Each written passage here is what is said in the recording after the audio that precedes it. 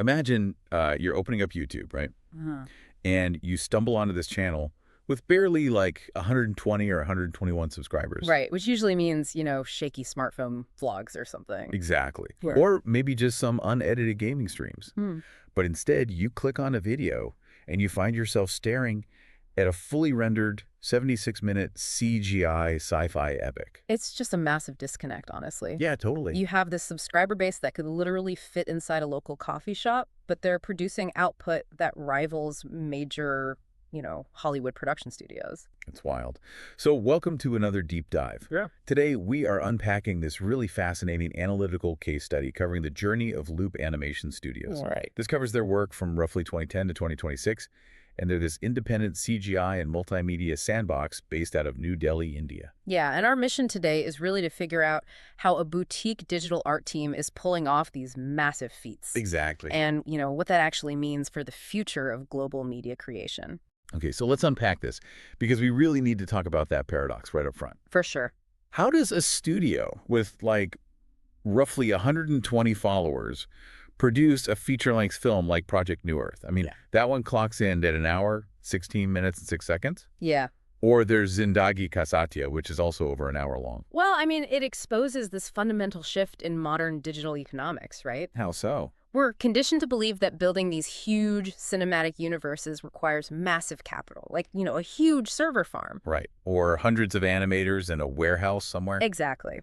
But Loop Animation Studios kind of proves that the tools of creation have been so thoroughly democratized now. Yeah. A tiny, agile team can basically bypass that traditional infrastructure entirely. And to understand how they actually bypass that infrastructure, we have to look at their software pipeline. Right. Because, if you don't have an army of animators, you need a seriously lean system. You really do. So they use Blender as their primary tool. All the 3D modeling, the character animation, scene assembly, lighting, all of it happens there. Yeah. And the key thing with Blender, obviously, is that it's open source software. Which is huge because it eliminates that massive licensing overhead that you get with proprietary industry standard software. Yeah, totally. Like thousands of dollars. Right. When you aren't bleeding thousands of dollars a month just to, open your programs, the financial pressure just drops. Right. And that naturally allows for a much higher level of creative risk-taking. But I think the real time saver is what happens after the 3D rendering. Oh, the post-production pipeline. Exactly. When it comes to post, they don't bounce between 5 different programs. Right. Video editing, color grading, multi-track sound design, final audio mastering, all of that happens in a single software environment. DaVinci Resolve. Yes, DaVinci Resolve. The mechanism there is actually crucial because in a traditional pipeline, right, you might edit your video in one program.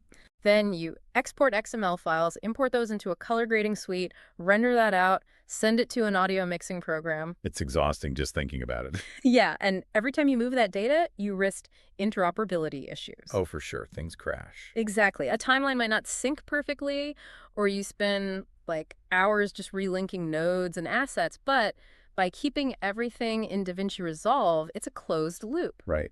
The moment a render is done, it's instantly available for color and sound. No translation loss. So let's look at a specific example from the case study, the Vintage Car Animation Project, just to see how this efficiency plays out on a micro level. Yeah, that's a great example. Because to get these really gorgeous, realistic surface reflections and what's called volumetric depth, which is basically simulating how light scatters through dust or fog to make a scene feel 3D out along. They didn't build a complex lighting rig. No, because every light source you add to a CGI scene exponentially increases the computational math, right? You multiply that by 24 frames a second, and you literally melt an average computer. Exactly. So instead of all that, they used a static camera setup with a fast turntable animation. Right. And for the lighting, they just used a single top-mounted area light paired with a mild studio HDRI. Yeah. Which, for anyone unfamiliar, an HDRI is a high dynamic range image. Right. You can think of it like taking a 360-degree photograph of a real room and wrapping it around your digital scene. So the 3D objects reflect the realistic lighting from that photo. Exactly. It's like, okay, instead of buying 50 separate flashlights to illuminate a car from every possible angle, you just put one really strong light above it. Right. And then surround the car with perfectly placed mirrors to bounce the ambient light naturally. That's a highly effective way to visualize it, honestly. You get that high-fidelity realism without the computational bottleneck. Exactly. And this entire pipeline really serves the broader philosophy of the founder and lead 3D generalist, Ankit San. Oh, right. You can find his digital footprint under handles like Unified Creator on Behance or Ankit San on Pinterest. Yeah. He built this studio on the premise that creative design is this vital channel of human expression, right? Yeah. So by keeping the pipeline this incredibly tight, he retains the ultimate prize for any independent artist. Which is absolute creative autonomy. Exactly. No board of investors to dilute the vision. But, an artist with absolute digital autonomy eventually wants to, hold their creation. Yes. And this is where Loop Animation Studios breaks out of the screen entirely. Because they actually have a dedicated papercraft pipeline. Which is such a very intentional physicalization of their digital assets. Right. So they take these incredibly complex 3D meshes that they built in Blender, and they paint them in Substance Painter. Right. And for those unfamiliar, Substance Painter acts kind of like digital shrink wrap. You can paint these detailed textures like rust or scratches or colors directly onto a 3D model in real time. Yeah, it's amazing. So then they take that textured 3D geometry and physically unfold it. Yeah, they use software like Pepakura Designer or Unfolder if you're on a Mac. Right. And the underlying math here is just fascinating. The software analyzes the polygons of the 3D model and calculates exactly how to flatten them into a 2D plane. Without distorting the surface area. Right, exactly. And it automatically generates the little tabs and fold lines that you need to stitch it back together. Generating these high-density papercraft templates that they then print on standard 100 GSM paper. Yeah. Which is, slightly thicker than your average office printer paper, but flexible enough for precise hand assembly. Exactly. And they've partnered with a 3D papercraft artist named Kabir Segal and this educational channel called Kami DIY Creations. Right. They produced a piece called Cat Broke the Frame, which is literally a 3D cat bursting out of a frame, and even these customizable photo bots. Yeah. But, okay, I really have to push back here for a second. Okay, go ahead. You're a cutting-edge 3D CGI studio building hour-long sci-fi universes. Right. Why bother printing things out on slightly thick office paper? I mean, isn't that technically a massive step backward? Well, I mean, it seems counterintuitive, right? Until you consider the psychology of digital consumption. What do you mean? Well, we live in an era completely saturated with ephemeral content. Oh, for sure. You scroll past a gorgeous 3D render on your phone, you double tap it, and literally 5 seconds later, it's wiped from your short-term memory. Yeah, you forget you even saw it. Exactly. But a physical papercraft demands time. Right. It requires the user to cut, fold, and glue the geometry together. You literally have to build their art with your own hands. Precisely.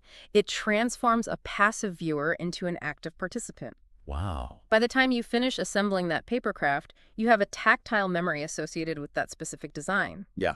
It anchors the digital brand in the physical reality of your living room. So it's really an audience retention strategy masquerading as an arts and crafts project. That's brilliant. But, sending papercrafts into people's living rooms highlights a glaring economic reality. Right. 100 GSM paper and YouTube Goodwill don't pay for server electricity or rent in New Delhi. No, they certainly do not. So to keep a sandbox this ambitious alive without Hollywood funding, they had to engineer a highly modular business model. Right, because commercial flexibility is the engine that allows their speculative art to exist at all. Exactly. They balance those personal creative projects with a deeply diversified stream of client contracts. And the sheer range of these contracts is what really stands out in the case study. Yeah. They offer professional services on global freelance networks. Sometimes they're just selling basic 3-second transparent loop animations for a really quick turnaround. Right. But other times they are doing intense computer-aided design, or CAD, modeling for human anatomy and biological organs. Yeah, and that biological modeling requires strict anatomical accuracy. Right. It just shows the technical versatility of their core team. I mean, think about it. Yeah. The exact same pipeline rendering a vintage car or flattening a papercraft cat is also medically modeling the human heart. It's crazy. And they also generate passive revenue by licensing out their digital models and scene files on a Gumroad storefront. Right. And they take on slick corporate work, too. Like, they produce commercial visualization assets and promotional animations for an electric scooter brand called Smart Garages. Yeah. They handled the detailed product modeling and the custom sound design for the whole launch. But, the case study highlights one commercial engagement that I think is particularly culturally significant. The Rita Trust Project. Yes, exactly. That was a 6-month contract with a UK-based organization. Loop Animation Studios partnered with an illustrator named Ishan Trivedi to produce an educational children's book. Right. Loop handled the management, scene layout, motion graphics, character animation, editing, all of it. Yeah. And they printed and distributed 1,000 physical copies to children in India and in Leicester, UK, right during the Diwali festival. And notice how this mirrors their papercraft strategy perfectly. Oh, right. It's another digital to physical bridge, but this time applied to an educational and cultural initiative.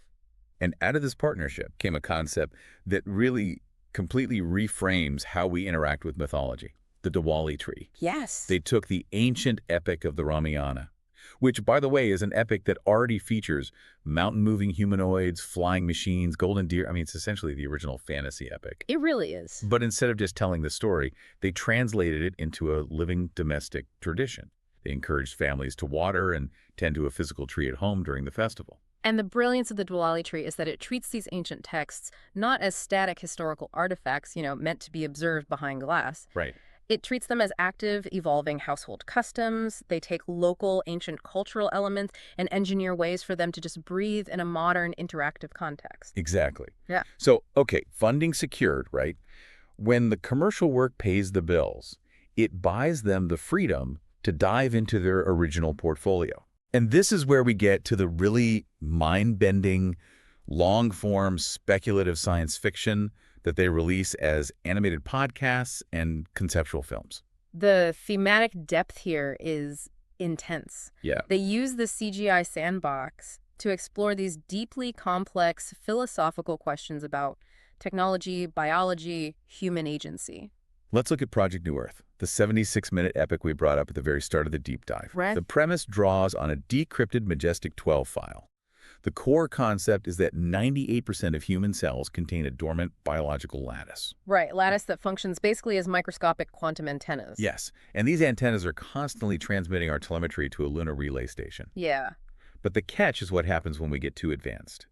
When humanity hits major milestones like splitting the atom or achieving precise gene editing, it triggers an automated quarantine protocol. Right, on a 300-day countdown clock. Exactly. Imagine if every time you achieve something great, this cosmic countdown clock just started ticking above your head. It's terrifying. It completely inverts the narrative of human pride. In this universe, technological advancement isn't a sign of successful evolution. It actually makes me think of, like, a cosmic antivirus software. Oh, that's a good way to put it. Right. Like, when a computer gets a virus that starts rewriting its core code, Yeah. the antivirus steps in to quarantine it. Yeah. In Project New Earth, the universe sees human advancement as the digital virus. Our so-called progress just triggers a systemic formatting tool designed to wipe the hard drive. Wow, yeah. We're down here throwing a parade for gene editing, and the universe is literally just hitting Control-Alt-Delete. That analogy perfectly captures the mechanism of the Majestic 12 protocol in the film. It forces the viewer to really question whether progress is inherently good or just a path to our own quarantine. Right. And they challenge very similar assumptions in their 52-minute film, Evolution. Right, Evolution. That one focuses on a character named Arya. Yeah. And Arya looks at Earth's history and basically critiques humanity's obsession with pure rationalism.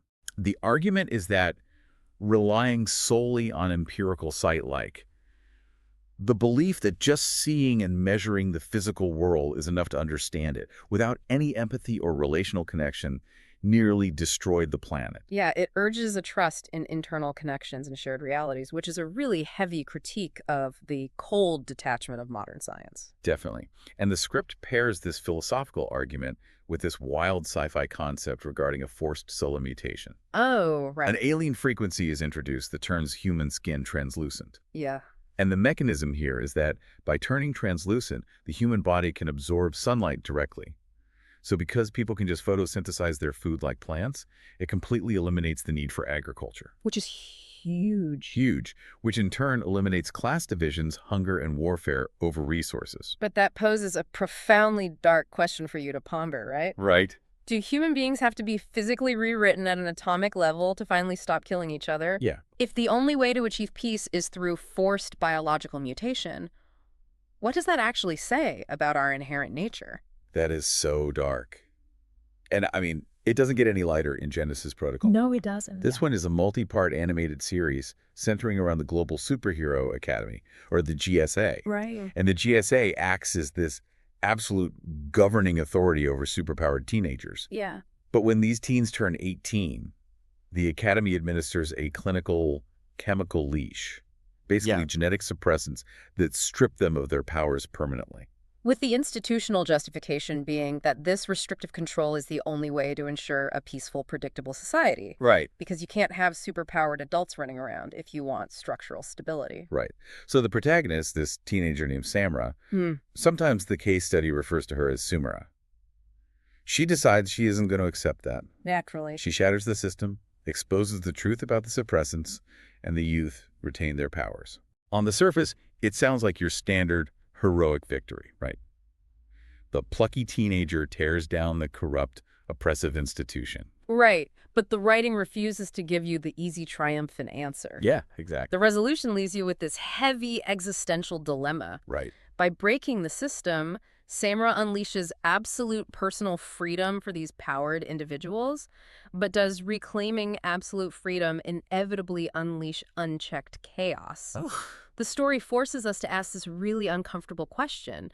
Was the oppressive control of the GSA actually necessary to prevent the end of the world? Yeah. It's just a brilliant exploration of the burden of freedom. It really is. And, you know, you really need total sensory immersion to pull off philosophical dilemmas this heavy. Oh, definitely. You can't just have stunning visuals of translucent humans or powered teenagers. The sound has to match the gravity of the script. Right, because a silent sci-fi epic just doesn't work. No. They realized early on that relying on generic stock music would immediately break the immersion of these very unique worlds. Which led to the creation of Loop Audio Production, right? Yeah. Their specialized audio division focused entirely on original musical composition and sound design. Yes. And I just have to say, I absolutely love the ethnomusicological branding they use for their audio projects. It's so distinct. You see titles like Roots of Indian Music, Soul of Tabla, Gamok, Indian Soul, and my personal favorite, Samosas and Synths. Samosas and Synths is just the perfect descriptor for their structural approach to audio. It really is. Because they take these traditional regional heritage instruments, the sitar, the tabla, the flute, and they fuse them seamlessly with modern electronic music production. It creates a sonic identity that is entirely their own. Yeah. But it's not just about sounding cool, right? This integrated audio strategy serves three very distinct mechanical purposes for the studio. Right. So first is enhanced narrative immersion. Okay. When they score original music precisely to the timing and mood of their sci-fi animations, it makes the viewing experience intensely cohesive. Oh, for sure. The music swells exactly when a thematic realization hits. Right. And then second is cultural resonance. Yeah. Like, think back to the Rita Trust and the Ramayana. By pairing visual retellings of ancient Indian epics with modern electronic sound design, they take traditional heritage and make it instantly accessible to a modern, globalized audience. Exactly. And the third purpose is purely mechanical growth, which is audience expansion. How does that work? Well, they release these ambient, meditative, classical fusion tracks on platforms like YouTube Music. Okay. So imagine you're studying for an exam, right? And you search for ambient focus music. You stumble onto a loop audio track. You are completely unaware of the 3D CGI or the speculative sci-fi. Right. You're just there for the study beats. Exactly. But once you're listening, the algorithm introduces you to the broader loop creative ecosystem. Wow. They attract demographics that would never proactively search for an indie CGI film. That's hilarious. They come for the tabla and they stay for the cosmic quarantine protocol. It acts as an incredibly effective funnel. So what does this all mean for us? When we look at the 2010 to 2026 journey of Loop Animation Studios, we are just looking at a successful freelance operation out of New Delhi. No, definitely not. We are looking at a blueprint, a lean, highly technical team dodging massive licensing fees by using open source tools like Blender and mastering the closed-loop efficiency of DaVinci Resolve. Yeah. They're turning digital code into tangible paper crafts using geometric math. They're paying the bills with biological CAD models, all while building hour-long, philosophical sci-fi universes rooted in deep cultural heritage. It's just a profound synthesis of market agility and creative depth. Yeah. They prove that modern independent creators can survive and grow by combining local culture with these deeply philosophical global themes. Which really leaves you with a lingering thought to mull over. Yeah. If a single creator, armed with free software and a hybrid digital-to-physical pipeline, can just sit at a desk and build a 76-minute universe, the bottleneck of the future won't be budget, rendering power, or access to tools. No, it won't. The only remaining bottleneck will be human imagination. When the cost of world building drops to basically zero, what stories will we tell when we have absolutely no more excuses not to tell them? Exactly. Thanks for joining us on this deep dive. We'll catch you on the next one.